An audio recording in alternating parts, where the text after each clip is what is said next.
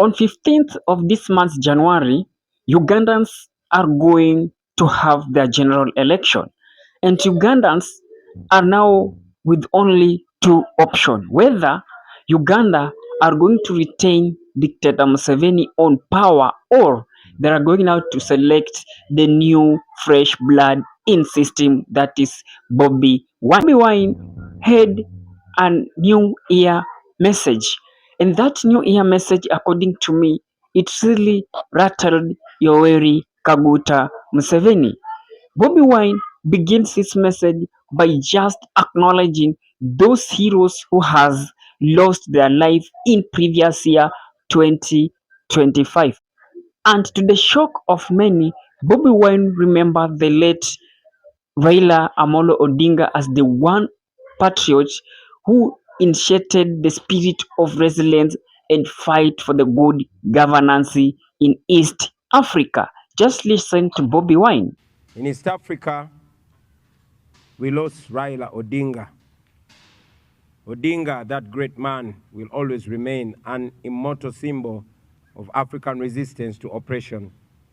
He taught generations that the price of silence will always be greater than any suffering that dictators may inflict on the people that are opposing them. May Baba's soul rest in eternal peace. And in case you are watching this channel for the first time, kindly please click that subscribe button, then allow the notification buttons to be on. Whenever we are producing a video like this one, YouTube will automatically giving you a notification. Bobi Wine did not stop there. Bobi Wine alluded that Uganda are in darkness, that any voice that come to speak truth to power, Yoweri Kaguta Museveni silenced it. And he gave an example of Bisa Gisije together with their comrade who has been fighting for the new Uganda liberation. 2 years ago, on the 16th of November 2024, Dr. Kizza Besigye was abducted from Kenya, smuggled back in Uganda and sent to prison, where he also remains to date.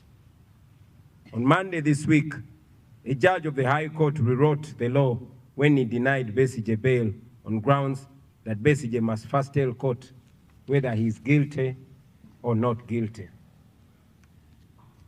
For those who do not know our law, a prisoner to be given bail must not plead guilty or not guilty to the charges against them. Meanwhile, many families are still searching for their missing relatives, and many of our people carry physical and mental scars from unlawful detention and brutality. We stand with them, and we continue to help and support them whenever we can.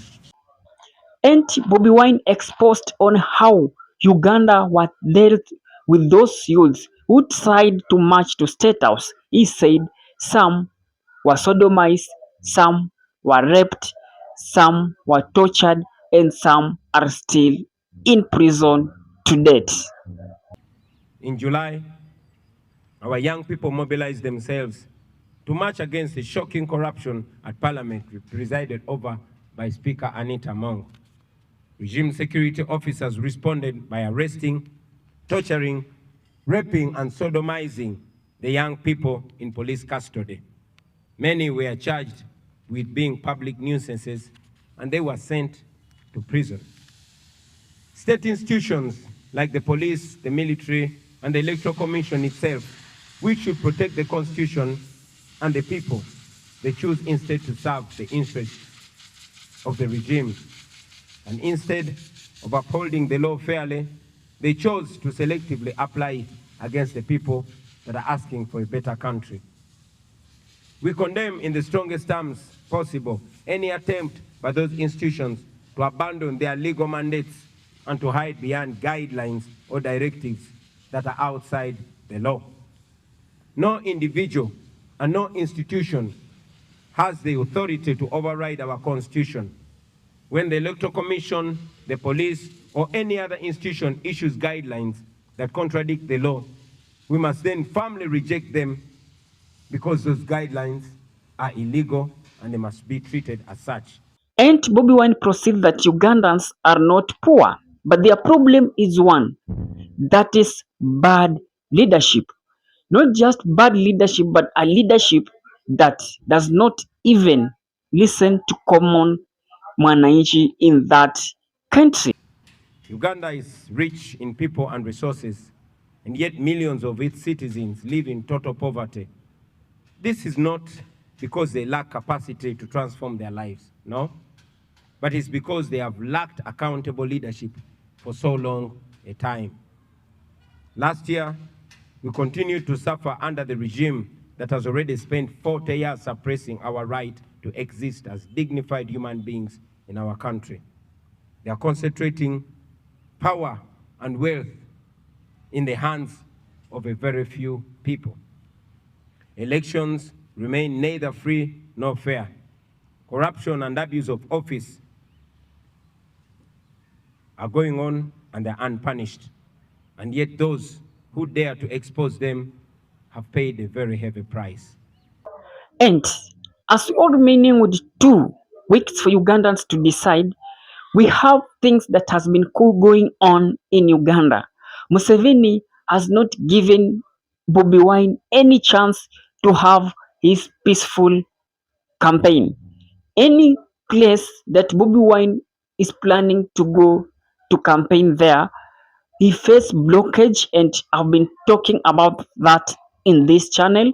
Either some of his comrades will be arrested, so that made his campaign to be more of struggle.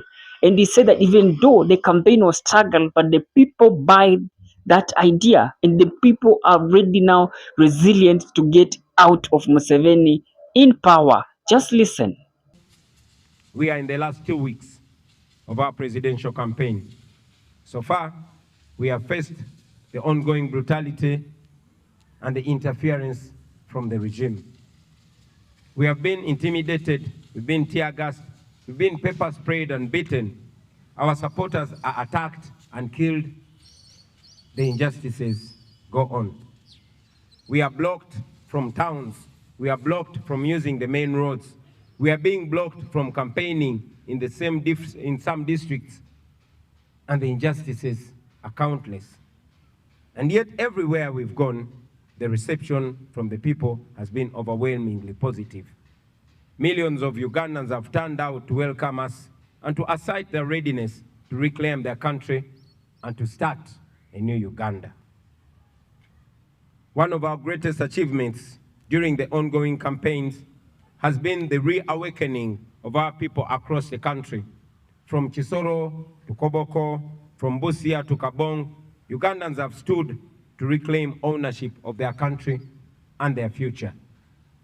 Citizens now proudly, mic check.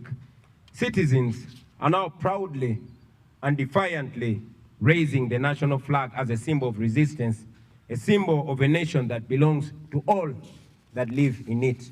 And they raise the national flag unapologetically. We salute you, fellow Ugandans. Everywhere you go, everywhere we've been, ordinary Ugandans, regardless of their tribe, regardless of religion or the region where they are recognizing that they share the same struggles. The bad and impassable roads, the low access to grid electricity, underfunded public schools, health centers without medicines and staff, and a crashing cost of living. A market vendor in Nakawa, a farmer in Jinja, a teacher in Moroto, a youth in Chiruhura, all those Ugandans understand that their suffering is caused not by their neighbors, but by a corrupt and unjust system that has failed to serve them. This awakening, this new love for our country,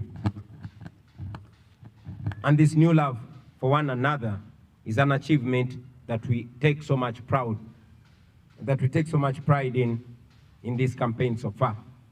It shows that Ugandans now see each other as brothers and sisters, facing the same challenges and indeed deserving the same dignity.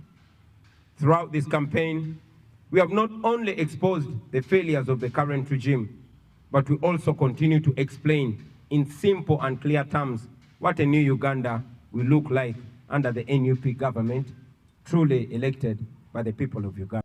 And above all, he also reminded Ugandans on what they ought to expect in new Ugandan.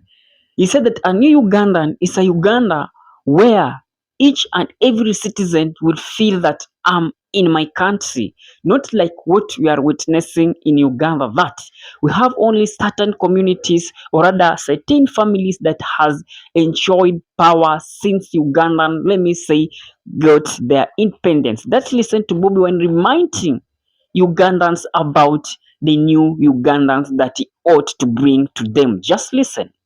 As we approach the 15th of January, our message remains clear. Change will not be just about changing faces, but national systems and priorities as well. In our detailed campaign manifesto, it is shown that in a new Uganda, the following should be expected.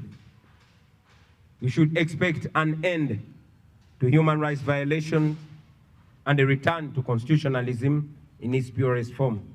2, security forces that protect citizens and uphold the rule of law fairly. 3, independent and professional institutions of state. 4, and this is very important, zero tolerance to corruption. 5, free quality public education to give our children a fair shot at life like they deserve in 2026. 7, is that 7 or 6? 7, jobs and fair pay for anyone willing and able to work, and social support for those citizens that cannot work for one reason or another. A development agenda, that is 8, a development agenda that will give youth, farmers, traders, small businesses, and others a chance to thrive. 9, equal treatment and equal service delivery to all citizens of Uganda, regardless of tribe, religion, or region.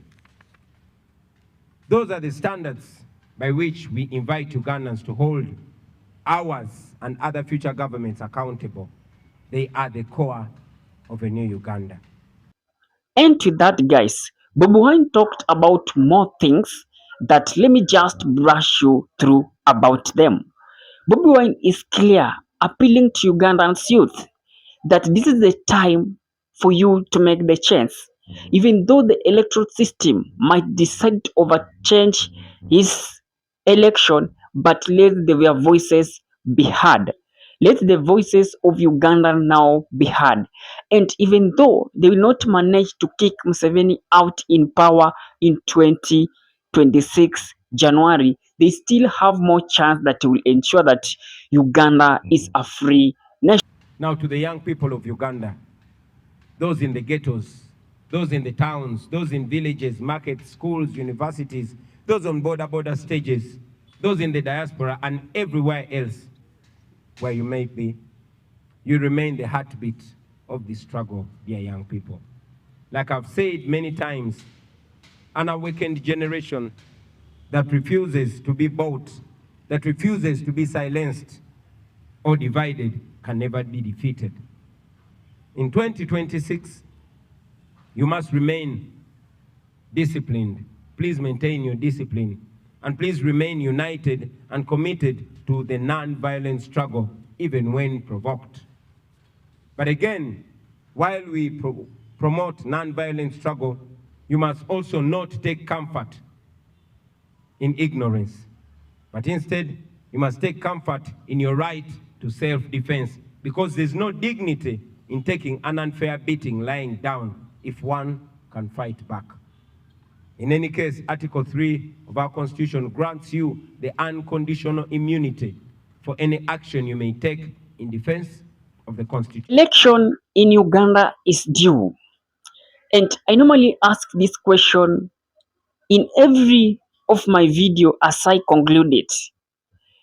If you are watching this video and it happens that you are a Ugandan, are you going to vote in Bobi Wine or are you going to vote in Museveni, another dictator to continue ruling the nation? If you are team Bobi Wine, kindly please in comment section write Bobi for presidency. And if you are team Yoweri Kaguta Museveni, write in comment section Muse continue, or rather Museveni again. With that, guys, let's meet in the next video. Drop your thought in the comment section. I'll be doing my best to read it and giving you a response. And with that, peace and love.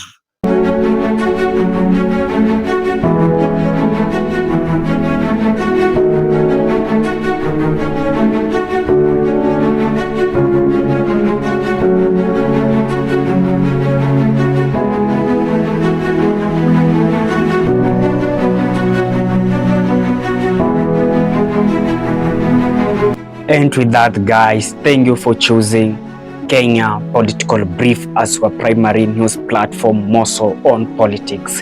Kindly please share this video to a friend.